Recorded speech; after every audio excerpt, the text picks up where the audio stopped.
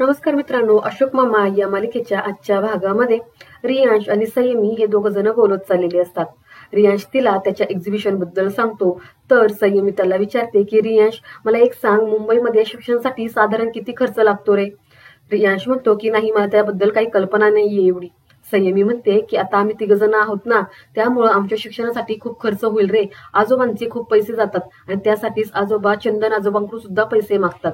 रियांश म्हणतो, what, seriously? संयमी म्हणते की हो ना, त्यामुळं आता मला ना पैसे कमवायचे आहेत. मी फुल्ली एज्युकेटेड नाहीये, पण तरी सुद्धा मला काही करून ना पैसे कमवायचे आहेत, इंडिपेंडंट व्हायचे आहे. त्यासाठी मला काहीतरी करावंच लागेल.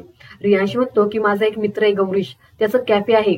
बघू, मी त्याला विचारून बघतो. पे काही फार जास्त नसतील, पण तुला नक्कीच थोडीफार मदत होईल. मी विचारू का त्याला? त्यानंतर संयमी ही घरी येते आणि ती इरा आणि ईशानला सांगते की ती आता कॅफेमध्ये जॉब करणार आहे. इरा म्हणते की आजोबा पण जॉब करणार आणि आता तू पण जॉब करणार आहेस? ईशान म्हणतो, आणि ते पण कॅफेमध्ये? संयमी म्हणते की हो, आता मी वेगवेगळ्या प्रकारच्या कॉफी बनवणार आहे. इरा म्हणते की पण तुला येतं का ते करता? संयमी म्हणते, आता मला बेसिक कुकिंग जमतं ना, मग ते पण मी शिकेन ना. इरा म्हणते की आपण शिक्षण घ्यावं म्हणून आजोबा जॉब करतायत. जर आपण जॉब करायला लागलो तर मग आजोबा काय करणार? संयमी म्हणते की मी सुद्धा शिक्षण घेणार आहे आणि जॉब करणार आहे, दोन्ही करणार आहे. ईशान म्हणतो, म्हणजे संयमी ताई, तुझ्याकडे जास्त पैसे येणार, तू जॉब पण करणार आणि शिकणार पण म्हटल्यावरती. आता मी सुद्धा जॉब करणार आणि खूप पैसे कमावणार, मी खूप पैसे कमावणार, असं म्हणत तो खुर्चीत बसतो. संयमी त्याच्यावरती ओरडते आणि म्हणते की हे बघ ईशान, तू अजून लहान आहेस. इरा म्हणते, आणि संयमी ताई, हेच जर तुला आजोबा बोलले तर? संयमी म्हणते की नाही कळणार त्यांना काहीच, त्यांना मी सांगणारच नाहीये. ते जॉबला गेल्यावरती मी सुद्धा माझ्या जॉबला जाणार आहे, त्यामुळे त्यांना कळणारच नाही. तर ईशान हा इराकडे डोळे करून म्हणतो, पण जर त्यांना कुणी सांगितलं तर? तर संयमी इराकडे बघून म्हणते की इरा, मला तुझ्या चेहऱ्यावरून वाटतं की तू जाऊन नक्कीच आजोबांना सांगशील. प्लीज इरू, नको ना सांगूस, गॉड प्रॉमिस. त्यानंतर दुसऱ्या दिवशी सकाळी अशोक मामा हे कामावरती निघालेले असतात. त्यांचा जॉबचा पहिला दिवस असतो. ते पुढे चालत असताना पाठीमागून सोसायटीतील लोक पण त्यांच्या पाठीमागे येत असतात. अशोक मामा पाठीमागे वळून पाहतात तर ही सगळी लोक जण आपापल्या कामात बिझी असल्यासारखं दाखवतात. परत अशोक मामा पुढे चालायला लागतात तर ही परत सोसायटीतली मंडळी त्यांच्या पाठीमागे चालायला लागतात. अशोक मामा परत पाठीमागे वळून पाहतात तर परत ही सगळी लोक नाटक करतात की ते त्यांच्या कामात बिझी. असं 2-3 वेळा घडतं. शेवटी अशोक मामा त्यांना पकडतात आणि म्हणतात, काय माझ्या मागे मागे काय चाललंय तुमचं? सातपुते म्हणतात की अहो, आम्ही तुम्हाला सोडायला चाललेलो आहे माझगावकर. अशोक मामा म्हणतात की कुठं? सातपुते म्हणतात, काही नाही, ते तुम्हाला गेट पर्यंत. हो, आज तुमच्या कामाचा पहिला दिवस आहे ना. अशोक मामा म्हणतात की म्हणजे तुम्हाला कळालं तर सगळं? सातपुते म्हणतात की हो, कळालं ना. देसाई म्हणतात, अहो माझगावकर, अख्ख्या सोसायटीला कळालं आहे, तुम्ही महत्वाची व्यक्ती आहात. हो, तुमच्याबद्दल सगळं काही आम्हाला कळतंच. अगदी तुम्ही आम्हाला जरी काही नाही सांगितलं ना, तरी सुद्धा आम्हाला तुमच्याबद्दल सगळं काही माहित असतं. अशोक मामा म्हणतात, हो का, मग आता काय तुम्ही मला पाठवणी करायला चालला आहात का, लेक चालली सासरला? देसाई म्हणतात की नाही हो माझगावकर, असं कशाला म्हणतायत? उलट तुम्ही जाणार म्हणून आम्हाला त्या गोष्टीचं फार वाईट वाटतंय हो. पण तुम्ही काळजी करू नका माझगावकर, आम्ही तुमची शिस्त नियम सगळे काही पाळू. अगदी शपथेवर सांगतो की तुमचे जे नियम आहेत ना, त्या तत्वांना स्मरूनच आम्ही जगू. अशोक मामा म्हणतात, मी काय कायमचं चालू नाहीये, मी परत येणार आहे संध्याकाळी. पुढे अशोक मामा म्हणतात, बर चला, तुम्हाला हे जे काही स्वातंत्र्य मिळालेलं आहे ना, त्या स्वातंत्र्य दिनाच्या तुम्हाला हार्दिक शुभेच्छा. पण या स्वातंत्र्यामध्ये तुम्ही सोसायटीचा उकिरडा नाका बनवून टाकू, कळलं? नाहीतर मी आल्यावर ना तुम्हाला चांगलंच वटणीवर आणेल. शिस्त म्हणजे शिस्त, असं म्हणून अशोक मामा तिथून कामासाठी जातात. त्यानंतर देसाई हे पुढे येतात आणि रागातच म्हणतात की आता ही शिस्त ना जाऊन त्या सोसायटीमध्ये शिकवा. आता एवढे दिवस आम्ही सोसले ना, आता त्यांना सोसायला लावा. म्हणे शिस्त म्हणजे शिस्त.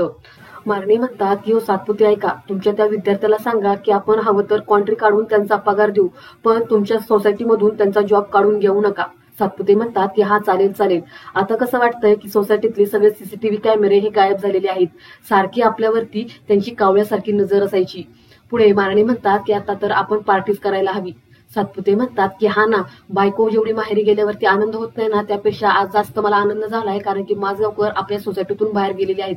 देसाई पण म्हणतात की हो ना. सातपुते म्हणतात की चला देसाई, आता आपली 31ची अर्धवट राहिलेली पार्टी पण पूर्ण करूया, आज आपण पार्टीज करायची, असं म्हणून हे एकमेकांना टाळे देतात. तेवढ्या तिथे ईश्वर काका येतात आणि ते सातपुतेंच्या गळ्यामध्ये हात टाकत म्हणतात, काय मग, कशी करणार आहात पार्टी? अहो, तुमची म्युझिक सिस्टीम, लाईट सगळं काही पोलीस घेऊन गेले की त्या दिवशी? तर मारणे म्हणतात की हो, तुम्हाला काय वाटतं की आम्ही फक्त असे धिंगाणा घालूनच फक्त पार्टी करतो का? अहो, आम्ही शांततेत सुद्धा पार्टी करू शकतो का नाही हो मंडळी, असं म्हणतात. तर पुढे ईश्वर काका म्हणतात, काय शांततेत पार्टी? मारणे म्हणतात, हो, मग बघायची का तुम्हाला? बघाच आता तुम्ही की आम्ही कशी शांततेत पार्टी करतोय. त्यानंतर संध्याकाळी सोसायटीचे सर्व जेंट्स हे दारू पार्टी करतात. दारू पिल्यामुळे सर्व जणांना चढलेली असती, ते नशीत असतात. तिथे ईश्वर काका अशोक मामांना घेऊन येतात. तिथले झालेला सगळा कचरा पाहून अशोक मामांना राग येतो. ते आतमध्ये येतात. देसाई म्हणतात की हे बघा माझगावकर आली, चला सर्वांनी एक साथ नमस्ते म्हणा. असं म्हणून सर्वजण एक साथ नमस्ते करतात. अशोक मामा ईश्वर काकांना खुणून म्हणतात की कॅमेरा चालू कर. पुढे सातपुते म्हणतात की हे बघा आपल्याकडे गुरुजी आलेले आहेत, माझगावकर गुरुजी, चला सर्वांनी त्यांचं टाळ्या वाजून स्वागत करा. असं म्हणून सर्वजण टाळ्या वाजवतात. अशोक मामा पुढे येतात आणि म्हणतात की तुम्ही शाळेमध्ये एवढं मन लावून शिकलं असताना तर आता माणूस म्हणून तरी तुम्ही जगला असता. सातपुते म्हणतात की आले माझगावकर आपल्याला लेक्चर द्यायला. ओ माझगावकर आम्हाला तुमचं लेक्चर नकोय. अशोक मामा म्हणतात की मी तुम्हाला लेक्चर द्यायला आलोच नाहीये, आणि तसंही तुम्हाला लेक्चर देऊन उपयोग काय, शेवटी तुम्ही मागच्या बाकावरती बसणारे विद्यार्थीच. आणि ओ सातपुते तुम्ही शिक्षक आहात ना, अहो तुमचा आदर्श पोरांसमोर असतो आणि हा आदर्श तुम्ही मुलांसमोर ठेवणार आहात का? पुढे अशोक मामा हे मारणेंना म्हणतात काय हो मारणे, तुम्ही तर लय पेपर लेकच्या गोष्टी करत होतात, मला सांगत होतात की झाडं तोडायला लागतात एका पेपरसाठी किती, आणि आता एवढा सगळा कचरा केलेला आहे तो चालतो का तुम्हाला? चला सर्वांनी आत्ताच्या आत्ता सगळा काही कचरा गोळा करा. देसाई म्हणतात नाही नाही नाही नाही आम्ही काय करणार नाही, आम्ही गोळा करणार नाही. सातपुते पण म्हणतात की नाही आम्ही सुद्धा काही गोळा करणार नाही. अशोक मामा म्हणतात की बरं ठीक आहे.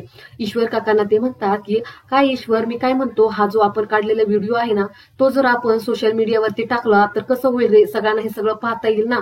असं म्हटल्यावरती देसाई सातपुते सगळे काही घाबरतात आणि म्हणायला लागतात नाही नाही नाही असं काही करू नका, आम्ही सगळा कचरा गोळा करतो, हे बघा गोळा करतो. असं म्हणत सर्वजण कचरा गोळा करायला सुरुवात करतात.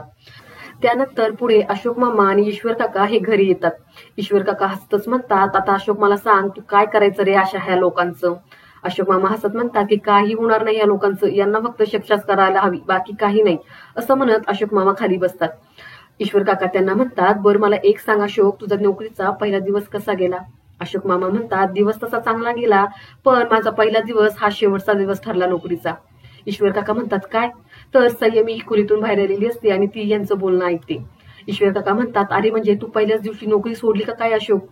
अशोक मामा म्हणतात की मी नोकरी सोडली नाही, मला नोकरीवरून काढला. अरे तिथं पहिल्याच दिवशी मी ते सेक्रेटरीच्या पोराला शिक्षा केली. तो तिथली झाडांची फुलं तोडत होता आणि तिथं बोर्ड लिहिलेला होता की झाडांची फुलं तोडण्यास बंदी आहे, तरी पण तो फुलं तोडत होता म्हणून मी त्याला कोंबडा केला आणि काय मलाच नोकरीवरून काढून टाकलं. ईश्वर काका म्हणतात आणि अशोक तू यावरती हसतोयस? अशोक मामा म्हणतात मग हसू नाही तर काय करू, अरे आयुष्याने एवढं रडवलेलं आहे ना की आता त्याच गोष्टीचं हसू झालेलं आहे. ईश्वर काका म्हणतात अरे पण अशोक आपल्याला नोकरीची गरज आहे. अशोक मामा मोठ्या आवाजातच म्हणतात हो पण आपल्याला चांगल्या नोकरीची गरज आहे. कसंही ना ईश्वरा, मला ना पैसा हवा आहे, मला त्याची फार गरज आहे, मला नोकरीची गरज आहे, पण मला माझ्या तत्वांची तडजोड करून काही करायचं नाहीये. मला माझी तत्व सर्वात जास्त महत्वाची आहे. शिस्त म्हणजे शिस्त. आणि संयमी हे सगळं ऐकून डोक्यावरती हात मारून घेते. पुढे संयमी आतमध्ये येऊन बसते. ईशान येतो आणि तो म्हणतो की ताई हे बघ तुझा फोन वाजत होता, मी घेणार होतो पण म्हटलं तुला राग येईल त्यामुळे मी घेतला नाही. संयमी तो मोबाईल घेते आणि पाहते की कोणाचा कॉल होता. तो कॉल पाहून ती म्हणते शीट यार.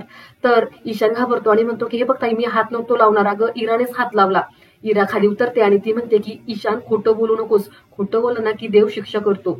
ईशान म्हणतो की अगं करू दे शिक्षा, तसंही मला आजोबा रोज शिक्षा करतात, आता मला त्या शिक्षेची सवय झालेली आहे. इरा मात्र त्याच्यासोबत वाद घालू लागते. या दोघांची भांडणं चाललेली असतात. संयमी वैतागते आणि म्हणते की जरा शांत बसा, 10 मिनिटासाठी मी काही बाहेर गेले आणि तेवढ्यात फोन येऊन गेला, का नाही मी फोन उचलला बरं? इरा म्हणते काय झालं, कोणाचा फोन होता? संयमी म्हणते की गौरीशचा फोन होता. इरा म्हणते कोण हा गौरीश? संयमी म्हणते की रियांचा मित्र आहे, त्याचंच कॅफे आहे, रियांशने माझं नाव सजेस्ट केलं होतं त्याच्या कॅफेसाठी. ईशान म्हणतो म्हणजे तू तुझ्या बॉसचा फोन नाही उचलला तर? संयमी म्हणते की हो ना, उद्या माझा इंटरव्ह्यू होता. इरा म्हणते की होता म्हणजे आता तू जाणार नाहीयेस का?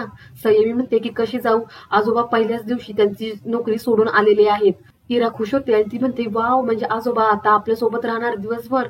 संयमी म्हणते तोच तर प्रॉब्लेम आहे, ते आता घरात दिवसभर राहणार, मग आता मी कशी बाहेर जाणार आणि कसा जॉब करणार? मला सारखे सारखे त्यांच्याकडे पैसे मागायला नाही आवडत. सगळं काही माझ्या मनासारखं होणार होतं तेवढ्यात ह्यांच्यामुळं. काय गरज होती पहिल्याच दिवशी नोकरी सोडून यायची?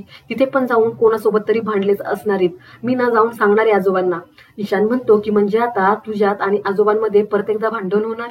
त्यानंतर पुढे संयमी ही अशोक मामांना जेवायला वाढते. ती म्हणते की अजून काही वाढू का? अशोक मामा म्हणतात की नाही नाही बस झालं मला. संयमी पुढे म्हणते की मला ना तुमच्याशी जरा बोलायचंय. अशोक मामा म्हणतात काय, आता काय केलं मी, सांग मला काय तक्रार आहे माझी तुझ्याबद्दल. तर संयमी म्हणते काय. अशोक मामा म्हणतात हो ना, आतापर्यंत सगळ्यांनी माझी तक्रारच केली आहे, आता तुझी काय तक्रार आहे का, माझं काही चुकलंय का, बोल ना बोल, काय म्हणायचंय तुला. संयमी म्हणते की मला कळालं की तुमची नोकरी गेली. मी ईश्वर काका आणि तुमचं बोलणं ऐकलं, म्हणजे मुद्दाम म्हणणं ऐकलं, ते माझ्या कानावरती पडलं. अशोक मामा म्हणतात की हो, माझी नोकरी गेली. कसं आहे ना मोठी, आपण चांगलं काम केलं ना की आपलं कौतुक होतं. आता मी चांगलं काम केलं पण त्यांना ते नाही पटलं, त्यांनी मला काढून टाकलं.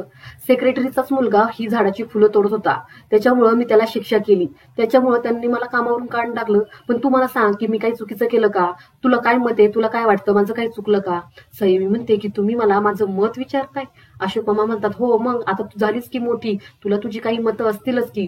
कसं आहे ना, आपल्याला जे अधिकार मिळालेले असतात ना त्याचा आपण गैरफायदा करायचा नसतो, आपण आपली तत्व सांभाळूनच कामं करायची असतात. तर पुढे संयमी म्हणतात की हो आजोबा, बरोबर आहे तुमचं. अशोक मामा म्हणतात की कसं आहे ना, माझ्याकडे पैसे नाहीयेत, त्यामुळं तुम्हा तिघा भावंडांची मला भविष्यही खराब करायची नाहीयेत. बघू, काहीतरी मी नक्कीच करेल आणि मला दुसरीकडे कुठेतरी जॉब नक्कीच मिळेल. संयमी म्हणते हो, पण दुसरा जॉब मिळायला तुम्हाला त्यामध्ये वेळ जाईल ना. अशोक मामा म्हणतात की बघू आता काय होतंय, पण लवकर मिळवण्याचा मी नक्कीच प्रयत्न करेल. पण तू काही काळजी करू नकोस, मी आहे ना, मी करेल सगळं काही मॅनेज, लवकरच मला नोकरी सुद्धा मिळेल. आणि आजचा हा भाग इथेच संपतो. पुढील भाग पाहण्यासाठी चॅनलला सबस्क्राईब करा.